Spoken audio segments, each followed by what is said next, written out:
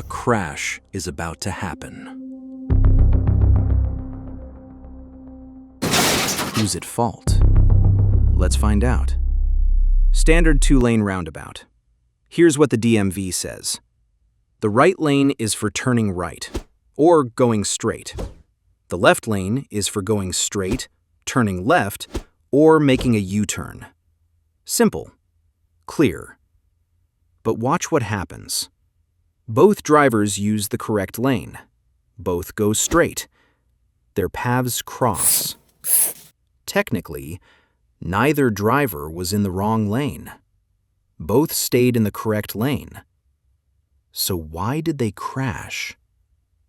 I hear the same argument all the time, and honestly, it makes sense. If the right lane were right turn only, these paths would never cross. No crossing paths, no crash.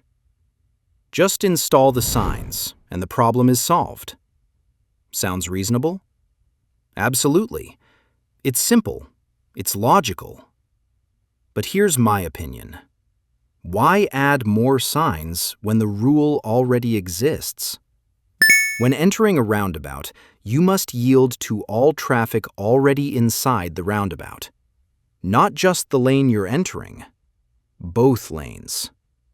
Some roundabouts even have signs reminding drivers to yield to both lanes. But even without that sign, the rule is the same. Wait until it's safe to enter, then enter. No conflict, no crash. Remember this: yield to traffic already in the roundabout. That's all it takes. No extra signs, no redesign, just follow the rule.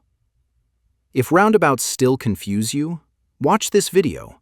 I break down the rules step by step and show you exactly how to drive through them safely.